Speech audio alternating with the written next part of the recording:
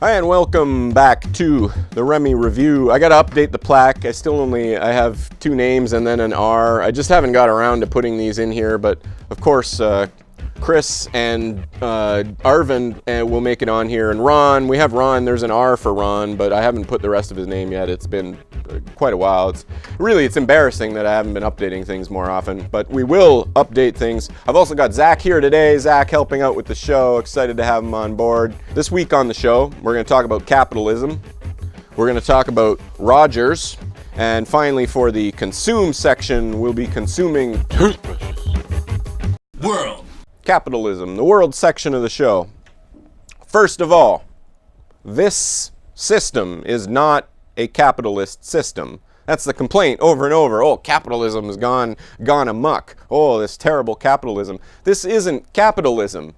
Maybe it's monopoly capitalism. You could call it that, where you have capital, but it's all directed and run by a small elite. You might call it monopoly capitalism, but it's not capitalism. The whole idea of capitalism is that there's capital floating around, and that's where economies come from, that people are trading capital, people are saving capital, people are using capital, entrepreneurs and such. But we don't have this today. We have a small group of people who direct all the capital. Say what? Instead of capitalism, it's more like a feudal system, okay? A feudal system where you've got the king and the lords and the ladies, and they sit in castles and they direct the economy. They're the ones that release money. They're the ones that control production. They're the ones that do everything. That's the type of system we have. It's a neo-feudal system. It's not a capitalist system. If we went back to a capitalist system, because I think we legitimately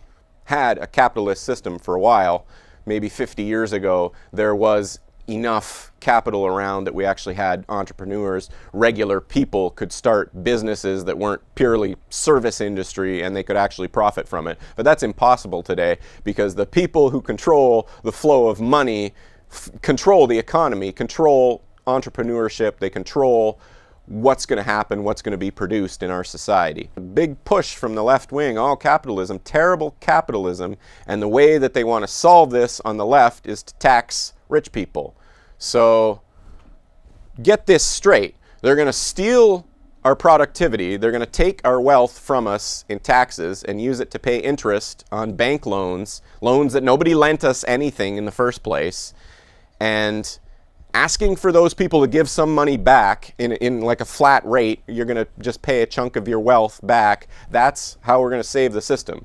So they steal from us, and then we beg them for crumbs back. And this is the solution to so-called capitalism, this so-called capitalist system we have, to beg them to get our own money back that they stole from us, get our own productivity back that they've been taking from us for years and years through a corrupt economic system. Productivity and wealth comes from regular people doing things, and unfortunately the rich don't know how to do anything themselves, and they're a small group. They don't have any productivity. Real wealth comes from regular people. So we just need to have a monetary system that's based on something people can trust. And real capitalism, free market enterprise, entrepreneurship, all this stuff will return if we had a monetary system that we can trust. And we know by now that the same people working in the banks are working in our governments. People attached to Goldman Sachs working in pretty much every major government in the world. At high levels of major governments, you have people from banking and finance. So even if you do switch the system and you put it in the hands of government, you're still putting in the hands of these finance people who've been screwing the world. Testify! The government's only role with the monetary system should be there to make sure it's fair, that people aren't allowed to defraud each other, because corruption will always follow power.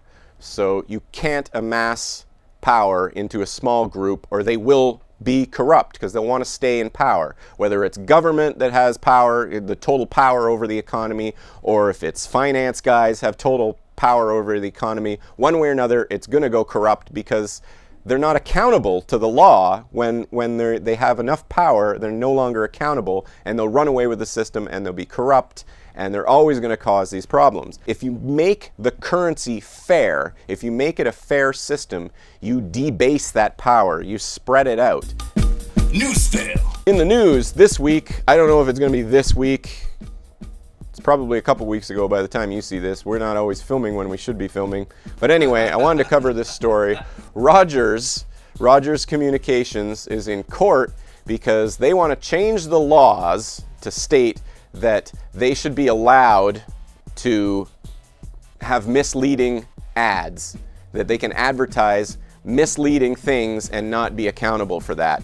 What? Because, and this is their argument, that it hurts their ability to compete, it hurts their ability to profit as a company if they're accountable for their own advertising.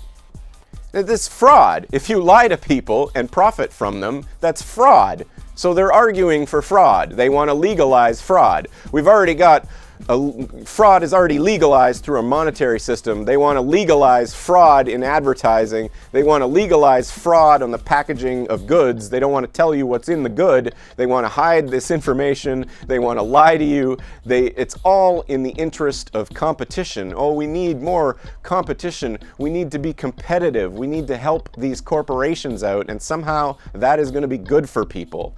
To allow them to lie to us legally will be good for us. That's the argument. That's whack.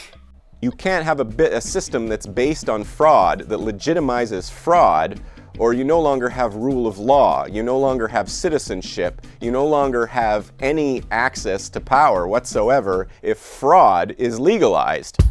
Consume. Consume. Okay, I'm gonna do the consume part, even though I didn't bring it. Maybe I'll take a little footage at home and we'll put it up here just so you can see me using the product. It's toothbrushes. And I bought a new toothbrush because it said new on it. It said big letters, it says new toothbrush, and I thought that was pretty exciting. And so I brought it home and I pulled it out of the package and I'm brushing my teeth with it, and I put it away at the end and I put it against my old toothbrush, and I realized it's exactly the same as the old toothbrush. But it said new on the package. I've had my toothbrush for a while. How can the same model of toothbrush be new?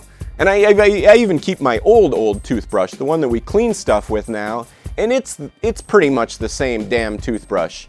They take a product, they're not even inventive enough to redesign it now. They'll just put the qualifier new on the package and oh, it's new. And it worked. It worked on me. It works on people every day. They call it a new product and it's the exact same thing you've had for years. With other cultures, you look at the ancient Greeks, new was a bad thing in ancient Greece. You would never try to sell something to somebody by saying it was new. Hey, I got a brand new boat. You want to go sailing in the Mediterranean in my brand new boat? No, I want to go in your old damn boat, the one that you've taken out 1,000 times that I know is going to stay afloat. I don't want to go in your new boat that you just built. We might die. Let's take the old, trusty, reliable boat. This is how people in ancient Greece thought, rightfully. And it makes more sense. It's not nearly as wasteful. Today, we just look for new. We don't even care if it's good. It's just new. Get it? It's new. New recipe. Why do you want a new recipe? Oh, we have a new recipe. No, I want the old one. I want the recipe that made you popular with your product. I want the recipe that's delicious, that's proven not to injure and disgust and make me sick. I don't want your new recipe that has genetically modified things in it, that has weird chemicals that you just invented. Why do you want a new recipe? Let's have the old recipe. Let's have the one that we know is safe for people. Why do you want new things going into your body? Humans have been around for thousands of years. We know by now what kills us and what's reasonably healthy. Why don't we want the things that are tried and true, the things that we know are healthy for us? And new is it's a bad thing. For one, when you have something new, immediately that means you just gave up some money for it. So immediately, before you even looked at it, it's bad. You lost some of your productivity, you lost some of your wealth purchasing the thing. So right off the bat, you start at a negative as soon as you have a new item. And there's no test of reliability. Even once you get it home, you buy things in dollar stores all the time, something new in a dollar store, you take it home, you open it, you try to use it, it's garbage, and you throw it out. Great, yeah, it was new. That's so not right. There's no assurance that you're going to get your value back. When you have something old that you've been using for years, that thing has already paid for itself because you used it. Culture. Jim Smetchland on the Remi review. Culturally, culture, in this culture section, we're going to be talking about, we're going to listen, excellent music on the Remi review.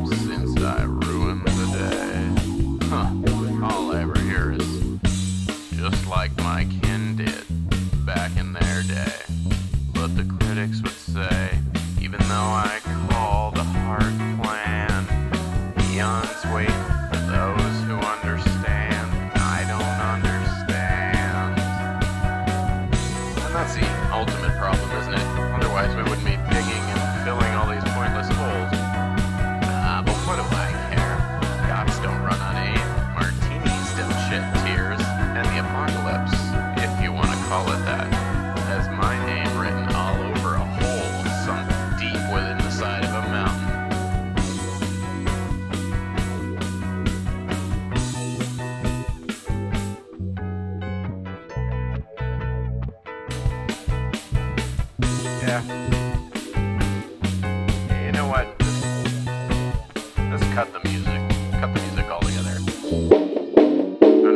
No, cut it. Yeah, cut it. Cut it right in. I want to say something. Okay.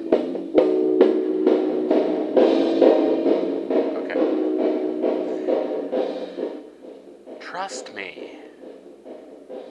I'd trust you if you were allowed to do whatever the fuck you wanted.